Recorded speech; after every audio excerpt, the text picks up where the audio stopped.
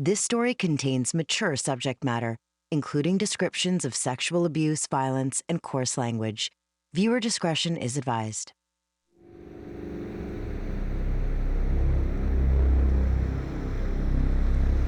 July 10th, 1991, a police cruiser arrives at a quiet suburban street in Red Deer, Alberta. The man they're looking for had seen a lot of cops during a rowdy youth. He even did a stretch in prison once. But in the summer of '91, Richard Klassen had been a law-abiding citizen for years, married, had kids, ran a successful painting business with a brother. He couldn't imagine what the police wanted this time. I seen them through the window, and I don't know, I thought maybe I didn't pay a traffic ticket or something. So I told my wife, well, if they're here for me, tell them I'm not here. And then he said, well, I'm not just here for Richard, Carey. You're under arrest for the assault of three counts of sexual assault. And then I came from around the corner and I said, what's going on? In Saskatoon, Klassen's hometown, what was going on would electrify unsuspecting citizens with lurid tales of sexual and ritualistic abuse. In Saskatchewan, 14 adults and 2 young people accused of sexually abusing children are facing a total of 70 charges. It was being called the scandal of the century, and it would sweep up 16 people, including 12 of Richard Klassen's closest relatives: mother, father, brothers, and in-laws, adults, and even children. And it would change their lives forever. Saskatoon Police Corporal Brian Duig had led a 10-month investigation. Saskatoon Police, with the assistance of the RCMP in Red Deer, Alberta, arrested 14 adults and 2 young offenders today, involving or relating to charges involving sexual abuse of 9 children, 9 victims. Reporter Dan Zakreski of the Saskatoon Star-Phoenix remembers the charges hitting the quiet prairie city like a summer storm. There weren't a lot of teasers that something big was going on. It just came out one day right out of the blue with these incredible charges. Lots of people, lots of charges, cloaked with a fair amount of secrecy. The scandal of the century had a lot in common with some other lurid stories that were cropping up in Western Canada and across the United States at about the same time. The common themes were sex and sadism and satanic rituals, usually involving children. Almost always, they were based on falsehoods, sometimes encouraged by gullible social workers and overzealous police officers. Invariably, they wrought a lot of havoc in many innocent lives before the falsehoods were exposed. This one started in the mind of a little boy who, when he was nearly 8, lived in this modest Saskatoon neighborhood. Michael Ross was an odd little fellow with an unusual attachment to his sisters. Their home life was troubled. The dad was abusive and the mom had a drinking problem. In 1987, social workers removed the kids and put them in a foster home run by Richard Klassen's brother and sister-in-law. Michael Ross's sister, Michelle, remembers. How did you get along with the Klassens? It was good, actually, yeah. Did you like them? Yeah, oh yeah, yeah. You thought they were good foster parents? Yeah, they were really nice people, actually. What did you like? Everything except for Michael. That's one thing I didn't like. The kids weren't at Klassen's for long when the foster parents noticed that Michael had some serious behavior problems, and for an 8-year-old, a precocious sexual interest in little girls, including his sisters, who were 5. He'd like torture us all the time, things like that. Torture? Like... What kind of torture? I don't know, he'd take us and tell us to do this and that. He'd like... I don't know the word for it. Do you want to tell me some of the things that he did to you? Like, he was touching me all the time. Sexually? Like, the attacks, yeah, sexual attacks and that. Michael wasn't just a little sexual predator, he also had an unpredictable capacity for violence. One day, he almost killed his other sister, says Michelle.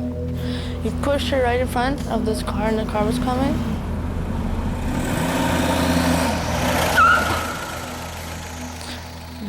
And just hit her like that. Her face was all pussy in here and stuff like that pus and stuff. She had to have her skin grafted because it screwed up her whole face. Michael was trouble, and And within months of his arrival, the Classens were advising social workers about some serious concerns. The professionals figured he'd outgrow his problems, but after 2.5 years, the Classens had enough. They found him, he was standing over the baby. Like he wanted to kill the baby or something. So I said, you know, we can't have this guy in my house. He's crazy, you know? Child care workers moved Michael to another foster home, a place for kids like him, kids with special needs. But Michael felt angry and rejected. He missed his sisters. What nobody could have appreciated was how much he missed them and why. Early in 1990, he hatched a scheme to get them back and to punish the foster parents who had caused their separation. It was the product of a fevered imagination, but he couldn't have imagined how well it would work and how much damage it would do. Back at Classens, the little girls were actually enjoying some peace and quiet for a change. With Michael gone, life became almost normal. They felt safe. Classens treated them like their own kids, but Michael was painting quite a different picture of life at Classens, telling shocking tales of physical and sexual abuse. And the Saskatchewan Department of Social Services were taking him seriously. In May 1990, they took the girls away from the Classens and put them in the home where Michael lived. Why do you think he wanted the whole family together? I don't know. I think because he wanted to continue on with what he was doing. But nobody did nothing. They didn't care, I don't think. Is this thing supposed to be off for talk? No, that's okay. It's right. In the fall of 1990, Corporal Brian Dewick, helped by a social worker named Carol Bunko Rise, started a formal investigation. Okay, come on, sit down. They began recording Michael's allegations on videotape. Okay, and when we start out with this talk now, we have to tell everybody who we are for the tape. And I'm Corporal Brian Dewick, and you know who I am, right?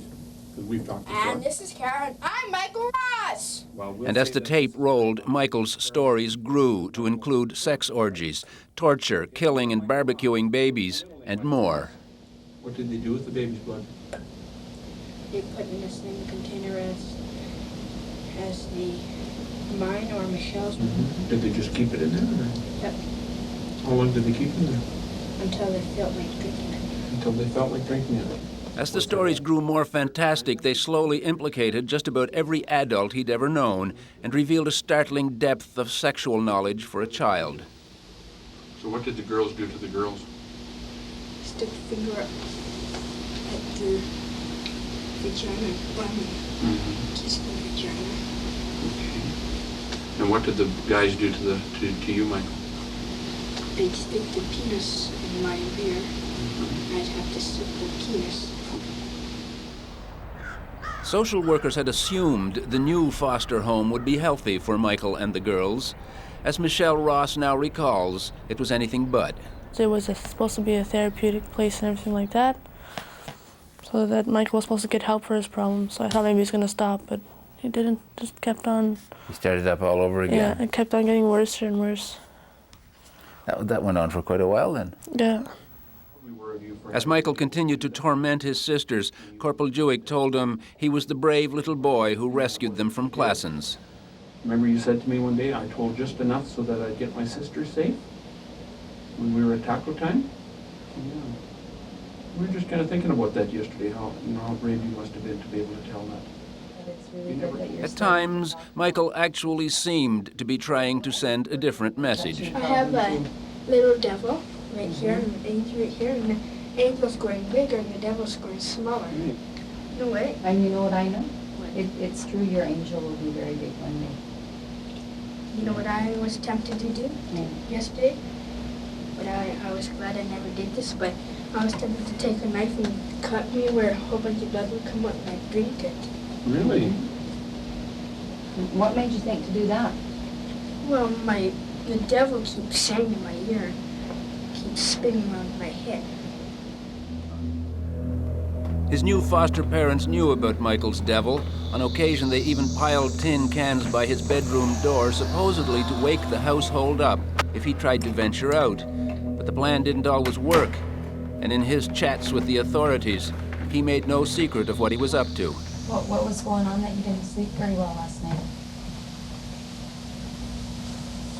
Can you tell us about that? Me and Michelle were Crewing. So you and Michelle were screwing last night? Mm-hmm.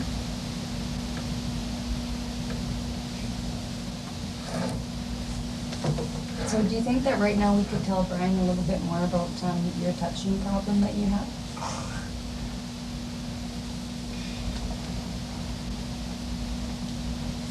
Right.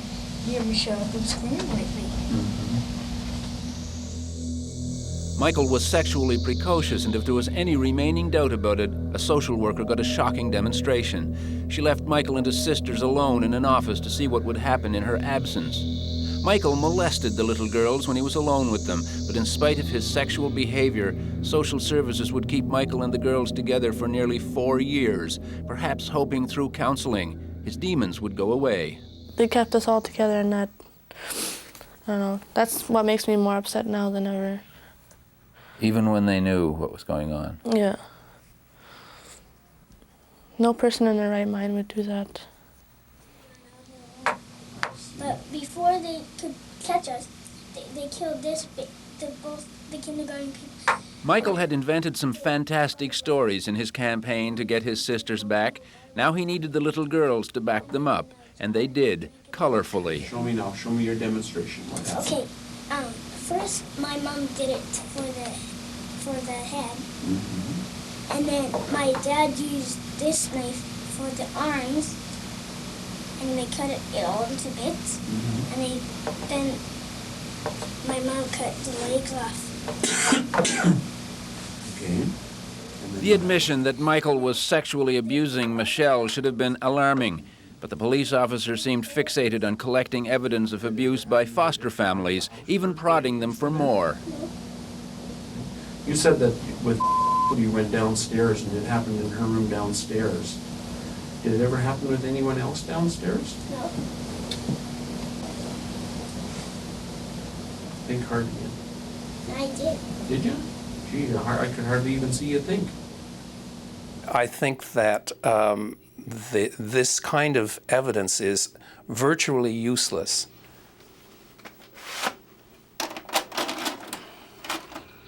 We showed some of Corporal Dewick's interviews with the children to Dr. John Ewell of the University of British Columbia, who teaches interviewing techniques to police officers all over North America, and we asked for his opinion. He found the interviews leading and suggestive.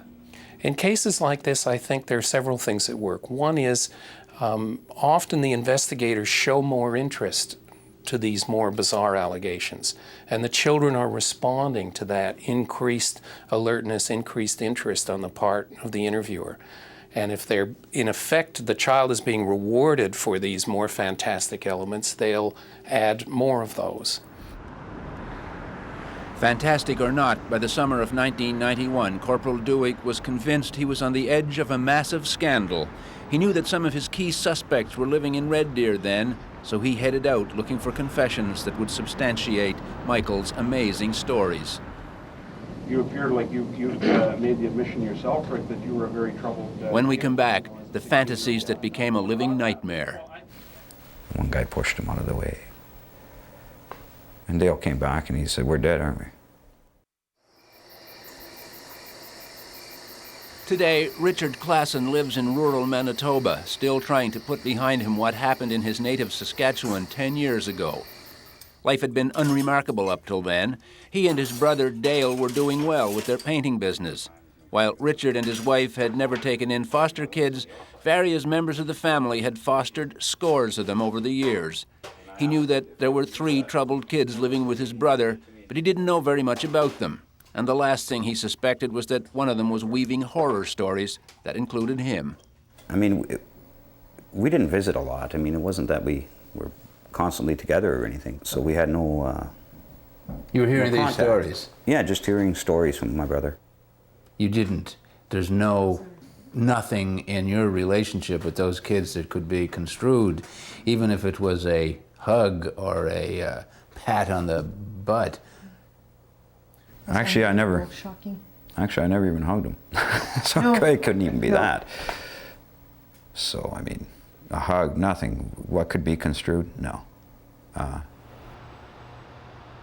And that's why he was unconcerned when Saskatoon Police Corporal Dewick asked him to drop by the Red Deer police station to discuss some allegations by a boy who had lived for a few years at his brother's house. He was relaxed as he tried to explain to Corporal Dewick that the police were on a wild goose chase, but the officer said he'd come to some other conclusions. Small children don't lie about stuff like that. I've done this work for 2.5 years, just about 3 years, Rick, and I've interviewed over 200 kids. He seemed to find it relevant that Richard Klassen had a youthful record of crimes. You appear like you made the admission yourself, Rick, that you were a very troubled kid, you know, as a 16-year-old. Yeah, and I've grown what up caused with that? Well, and I don't doubt that you have. I mean, To Richard, it was positively ludicrous to suggest that his easygoing, law-abiding brother Dale might be guilty of abusing children. Like that. I mean, I know my brother. He's an upstanding citizen, for crying out loud. He's lit. I mean, come on. As far as I'm concerned, I mean, it's disgusting. His disgust became incredulity as he learned more about the children's stories, that people had eaten babies, drank their blood, and eyeball soup. When we first heard about this, we weren't scared. How could you believe something like that? So we knew that, I don't know, it just didn't bother us. I mean, we were laughing about it. But the laughter died as it became clear the police were taking the case seriously. Do you know what he told me he did when he was out of school during that time?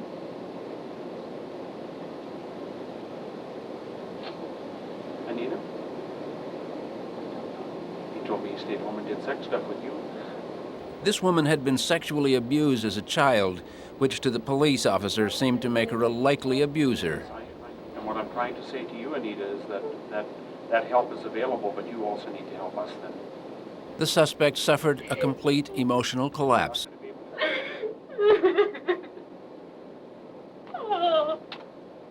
She was later hospitalized for treatment of a nervous breakdown. There's one interview in particular of a female suspect in which the police officer uses a variety of inappropriate tricks, like she is a victim herself of child abuse, and he uses her victimization to try and to draw a confession out of her. And certainly that appeared to me, at least, to be an emotionally abusive event. You know, touching with hands, touching with mouth, touching with penises. Her sister, a small-town Saskatchewan housewife, hadn't even heard of some of the sex acts she was accused of. Oral sex, you know what oral sex is, do you? No. You don't know what oral sex is? Talking about a woman or a man putting his mouth over a child's penis, that sort of thing. That's oral sex. Do you understand that? Yeah, okay. All right, good.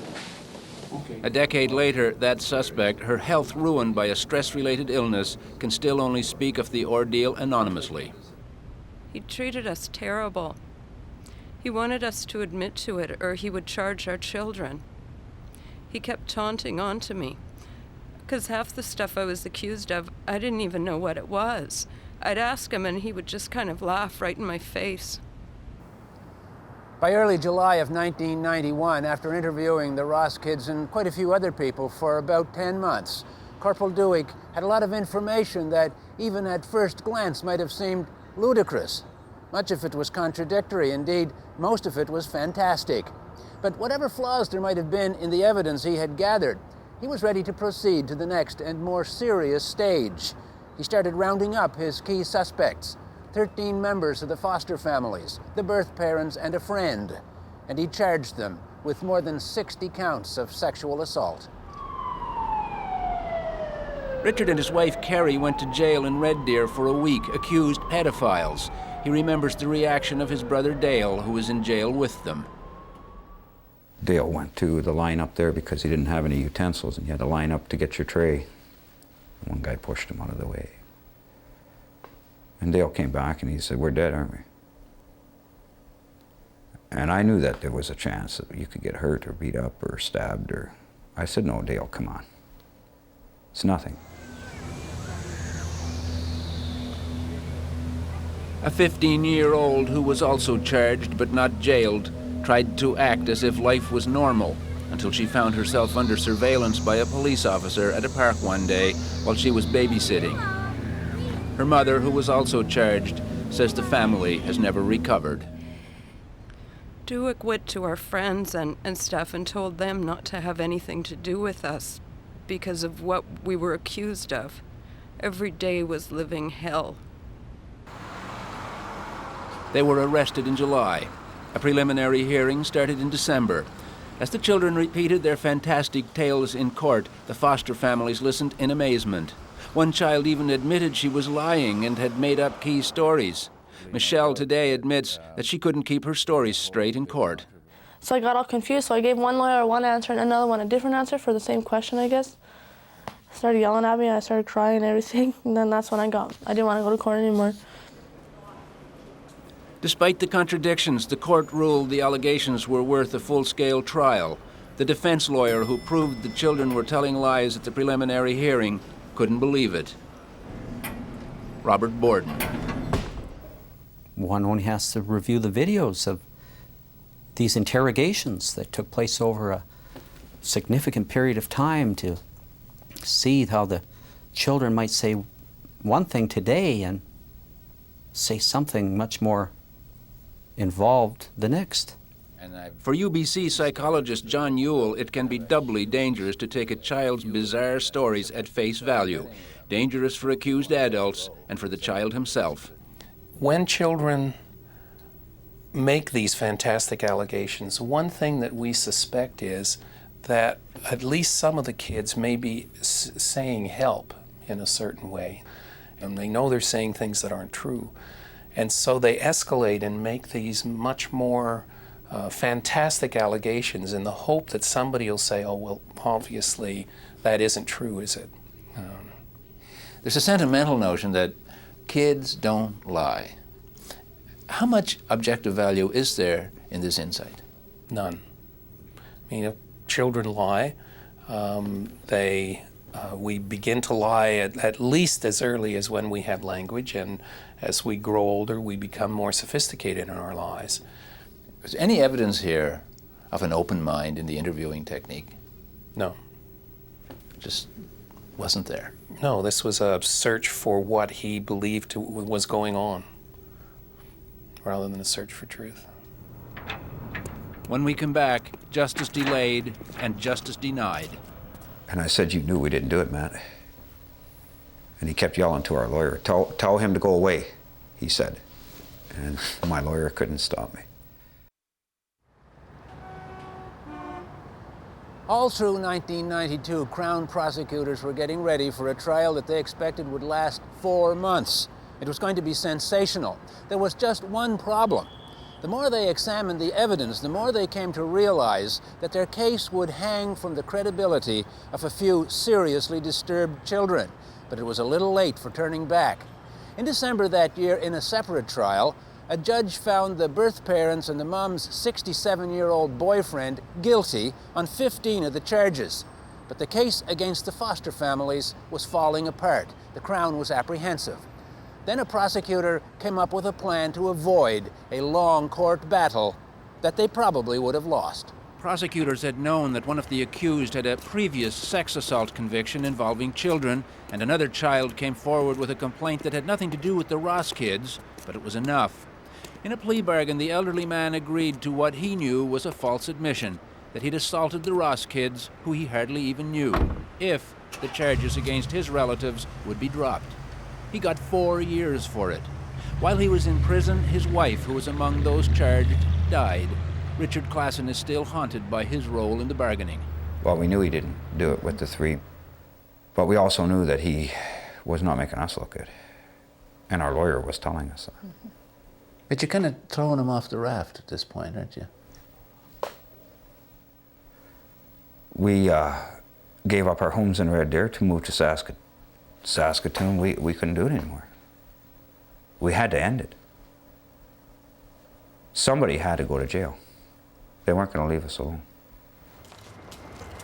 The family thought they had a deal, and they went to court hoping they'd be publicly exonerated.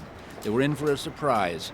The Crown let the charges die, but not, it said, because the accused were innocent. Instead, prosecutor Matt Miazga said it was to protect the children from the stress of further testimony. The Crown says the children have been so traumatized by what happened, they might not be able to go through a trial. As well, their suffering increases each time they go to court. The Crown certainly did not undertake this decision lightly and realizes the consequences of that. It's been 10 years. The Crown double-crossed them, says Klassen. Our prosecutor went on television, and I was so angry. I went after him. I chased him down the hallway. And I said, "You knew we didn't do it, Matt." And he kept yelling to our lawyer, tell him to go away, he said. And my lawyer couldn't stop me. When he was a lot younger, Richard Klassen broke the law, admitted it, and did his time without complaining. Now he had been falsely accused, but he and his family were to be left hanging in legal limbo, exposed to the contempt of the community, charged with crimes that in his mind were worse than murder.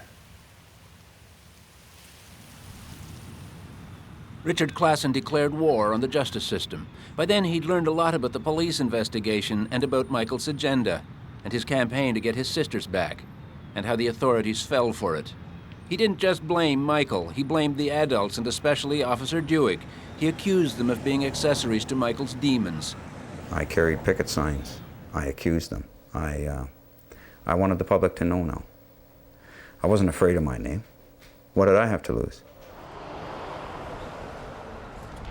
He plastered posters all over Saskatoon. He couldn't shake the knowledge that Michael was still abusing his sisters. The police counterattacked, charging him with criminal libel, and the private nightmare continued. Someone even broke into his home to scrawl graffiti on their walls. Everywhere we looked, there were messages written on the walls. Some of it kitty humpers. That was on our bedroom wall. You people make me sick. What else was there? Pedophile. Pedophile. Everywhere. 10 years later, we have adult suspects who say that they are still rattled. Some say their lives have been broken. Are they overreacting? This is a terrible crime, child abuse, and we know it occurs much too often in our society. But it's also a terrible crime to be innocent and charged with. I mean, these people carry baggage with them for the rest of their lives about this. Defense lawyer Robert Borden eventually weighed into the debate. He said the entire affair was a travesty and should never have happened, and he too would pay a price. The Saskatchewan government took him to the Provincial Law Society, where he found himself fighting for his professional survival. And 4 complaints were made against me. 4 complaints? Yes. Frighten you? Of course. Off the Law Society, investigating me. Then I'm starting to wonder when I rest my head on the pillow each night, am I going to be suspended? I mean, this is my livelihood. This is how I feed my family. The justification for staying charges was that they didn't want the children to go through any further trauma. How valid is that?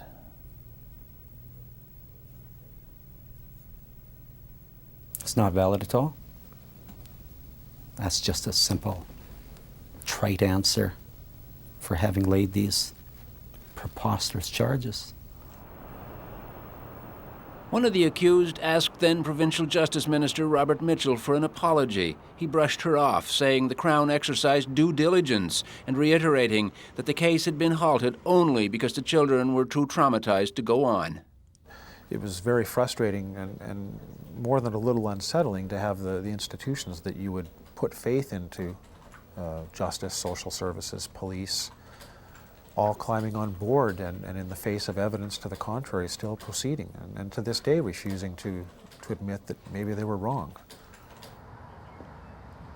It's now clear that they were wrong. Remember those convictions against the kid's disabled birth parents and the mom's boyfriend?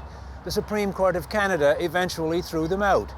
The only conviction to stand was based mostly on a false admission of guilt, given under duress. The Foster families filed a $10 million lawsuit against Saskatchewan authorities 7 years ago. It is stalled somewhere in the system. Public officials persistently refuse to discuss the case, claiming that it's covered by a publication ban for the protection of the children, even though the children have now grown up, even if the case was based on lies from day one. How valid is this publication ban? How is this cone of silence? over the issue? I don't know. Makes them feel good about themselves. That's about it. But they still feel safe behind this. They're still protecting the children. Really? That's the story, and they're sticking to it, I guess. Richard Klassen's angry campaign caused the first crack in the wall of secrecy. With an internet website he set up with a friend called Injustice Busters, they defied accusations from justice officials that he was breaking publication bans, and he continues to batter the system with harsh criticisms. The posters and picketing and internet polemics eventually paid off. Michelle Ross is now 18. 2 years ago, on a Saskatoon street, she spotted one of Richard Klassen's posters attacking Officer Dewig.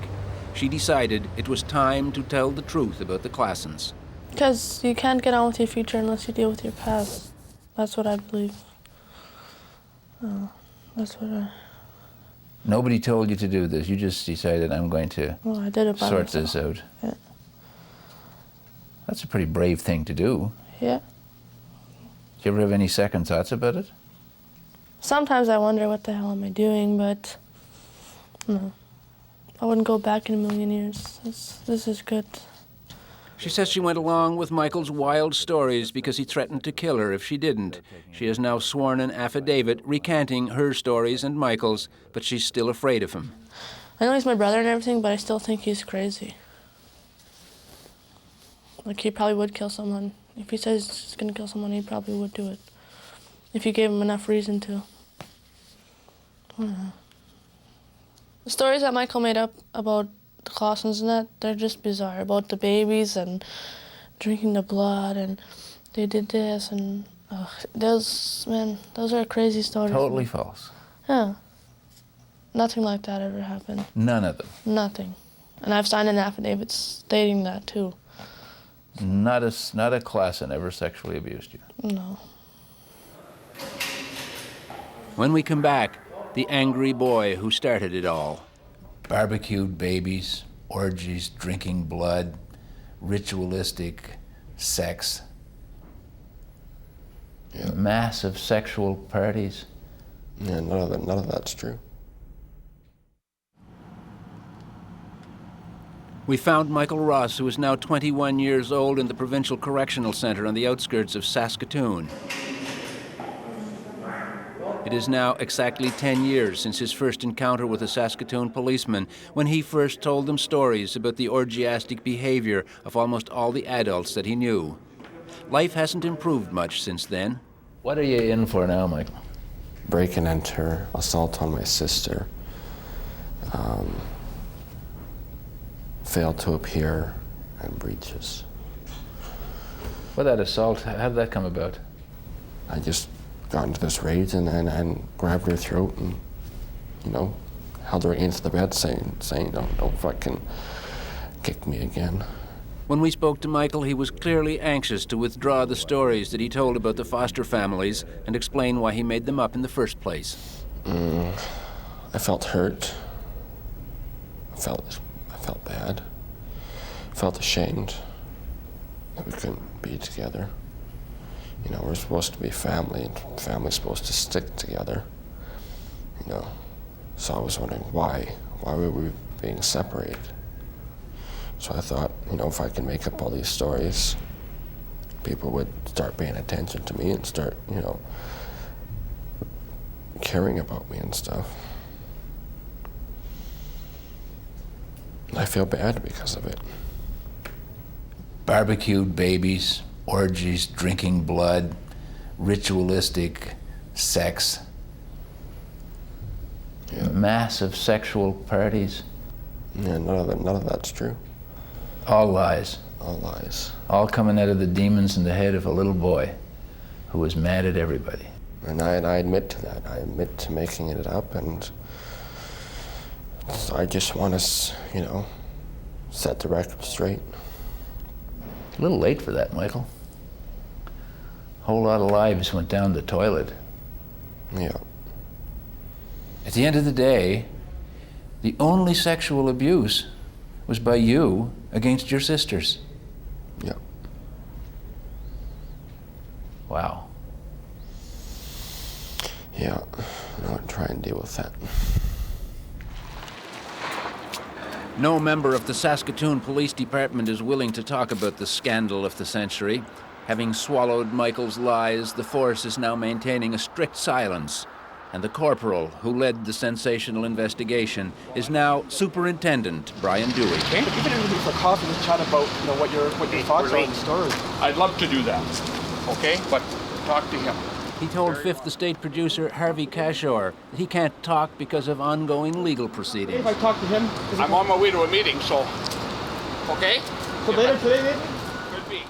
Justice officials have warned of possible legal consequences for broadcasting our interviews with Michael and Michelle. Justice Minister Chris Axworthy refused to talk because of the ongoing lawsuit by the foster families. 10 years ago, Mr. Axworthy, there was a boy ruined more than a dozen lives by manipulating the justice system, and he wants to publicly recant now and apologize, and your department is trying to prevent it. Why is that? Well, this case is before the courts, as you know, and it would be inappropriate for me to respond, and I won't respond. It's been before the courts now for a long, long time, like 7 to 9 years. When are you going to be able to respond? As long as it remains before the courts, I can't, in my role as Attorney General, respond, and so I won't. Well, can you respond to the perception that the department is hiding behind a legal technicality in order to deny fairness to these people? While the matter remains before the courts, I can't in any appropriate way make any comments. Children have now said they were lying. They've made it all up. There was no offense to begin with. So it seems to me that we should all have an interest in clearing this thing up. The matter is before the courts. It will be resolved before the courts, and it would be inappropriate for me to Would you come before the courts with us and ask to have this ban lifted? Would you? Mr. Axworthy, can you respond to can you now take back the point that the department made that the kids would be traumatized if the thing proceeded? Shortly after that encounter, Chris Axworthy resigned his cabinet jobs to run for the leadership of the Saskatchewan New Democratic Party, a job that would put him in the Premier's office. Richard Klassen, his wife and children seem to have found a measure of peace after the ordeal that tore the rest of the family apart. His personal battle with the system seems to have had a cathartic effect. It helped them to get a lot of anger out of their systems. But there was still one item of unfinished business weighing on Richard's mind: Michael Ross. And they may or may not forgive me, and I'm ready for that. You know, I know they have a bunch of questions that they want answered, that they want to ask me, and that. And I want to do it when the time is right. You know, when I deal with these demons, then I want to sit down and talk with them and say, look, this is what I did. It wasn't right. I'm sorry.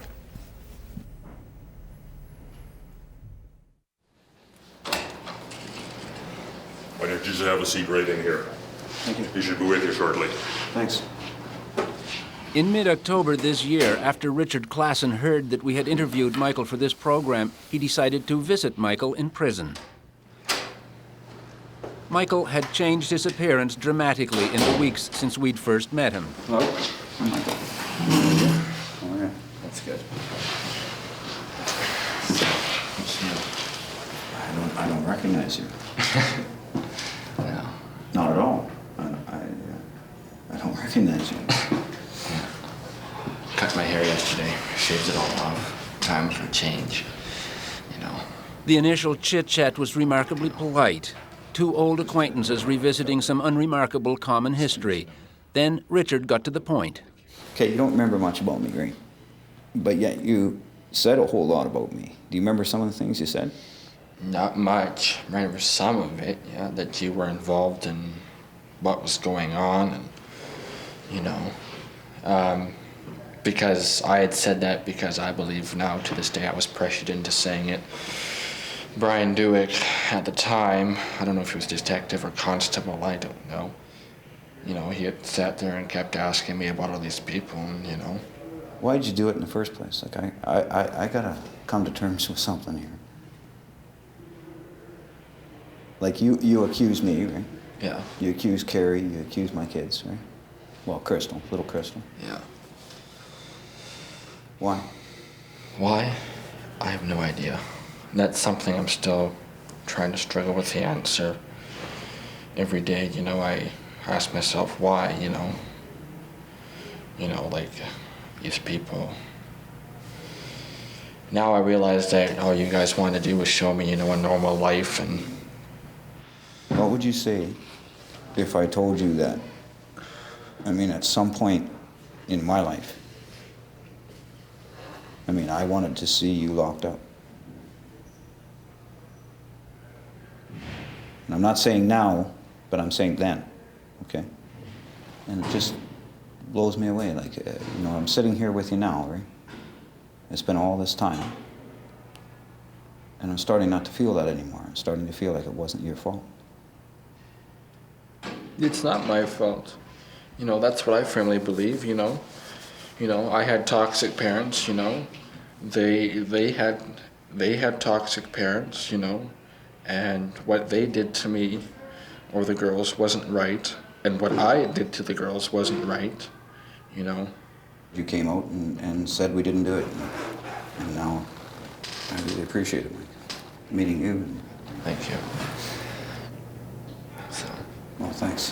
Thank you. Take care. Michael Ross has now completed his sentence and returned to society, determined to try against heavy odds, to rehabilitate his own badly damaged life, having now, in his own way, tried to help restore the ones he damaged.